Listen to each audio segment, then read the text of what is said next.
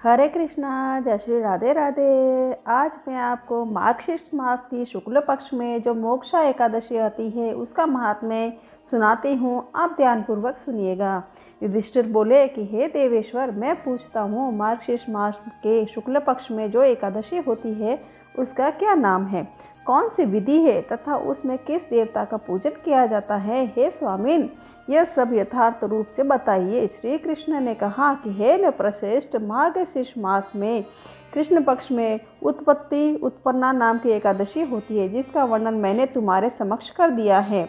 अब शुक्ल पक्ष की एकादशी का वर्णन करता हूँ, जिसे ध्यानपूर्वक सुनो। ये श्रवण मात्र से वाजपेय यज्ञ का फल मिलता है। उसका नाम है मोक्षा एकादशी, जो सब पापों को अपहरण करने वाली है। राजन, उस दिन यत्न पूर्वक तुलसी की मंजरी तथा धूप दीप आदि से भगवान दामोदर का पूजन करना चाहिए। पूर्वोक्त विधि से ही दशमी और एकादशी के नियम का पालन करना उचित है। मोक्षा एकादशी बड़े बड़े पातकों का नाश करने वाली है।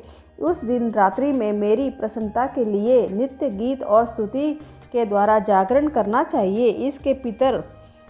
इसे पितर पापवश नीच योनि में पड़े हो, वे इसका पुण्य दान करने से मोक्ष को प्राप्त होते हैं। इसमें तनिक भी संदेह नहीं है। पूर्व काल की बात है। वैष्णवों से वशीभूत परम रमणीय चंपक नगर में वैखानस नाम का राजा रहते थे।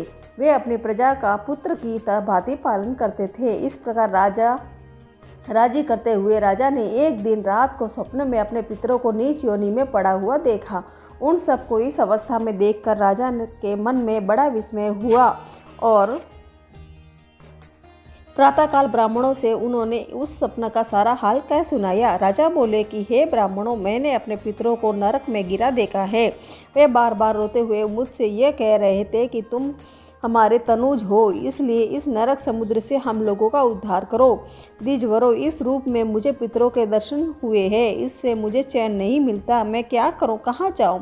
मेरा हृदय रुदा जा रहा है। द्विजोत्तम, वह व्रत, वह तप और वह योग जिससे मेरे पूर्वज तत्काल नरक से छुटकारा पा जाए, बताने की कृपा करें। मुझ बलवान एवं साहसी पुत्र के जीते जी मेरे माता पिता घोर नरक में पड़े हुए हैं, अतः ऐसे पुत्र से क्या लाभ है?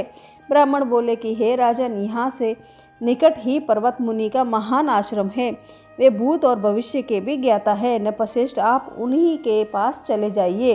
ब्राह्मणों की बात सुनकर महाराज वैखानस शीघ्र ही पर्वत मुनि के आश्रम पर गए और वहाँ उन मुनिश्रेष्ठ को देखकर उन्होंने दंडवत प्रणाम करके मुनि के चरणों का स्पर्श किया। मुनि ने भी राज्य के सातों अंगों की कुशल पूछी। राजा बोले कि स्वामिन, आप की कृपा से मेरे राज्य के सातों अंग सकुशल है, किंतु मैंने स्वप्न में देखा कि मेरे पितर नरक में पड़े हैं। अतः बताइए किस पुण्य के प्रभाव से मैं उनका वहाँ से छुटकारा होगा।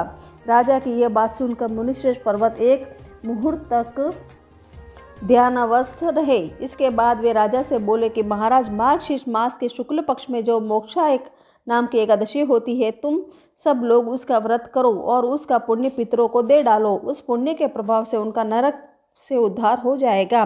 भगवान श्री कृष्ण कहते हैं कि हे युधिष्ठिर, मुनि के इस बात को सुनकर राजा पुनः अपने घर लौट आए। जब उत्तम मार्गशीर्ष मास आया, तब राजा वैखानस ने उन मुनि के कथा अनुसार मोक्षा एकादशी का व्रत करके उसका पुण्य समस्त पितरों सहित पिता को दे दिया। पुण्य देते ही क्षण भर में आकाश से फूलों की वर्षा होने लगी। वैखानस के पिता पितरों सहित नरक से छुटकारा पा गए और आकाश में आकर राजा के प्रति यह पवित्र वचन बोले कि बेटा, तुम्हारा कल्याण हो। यह कहकर वे स्वर्ग चले गए। राजन, जो इस प्रकार कल्याणमयी मोक्षा एकादशी का व्रत करता है, उसके पाप नष्ट हो जाते हैं और मरने के बाद वह मोक्ष प्राप्त कर लेता है। यह मोक्ष देने वाली मोक्षा एकादशी मनुष्यों के लिए चिंतामणि के समान समस्त कामनाओं को पूर्ण करने वाली हैं। इस महात्म्य के पढ़ने और सुनने से वाजपेय यज्ञ का फल मिलता है। इस प्रकार मेरी ये मोक्षा एकादशी के व्रत का महात्म्य पूरा हुआ। जय श्री राधे राधे।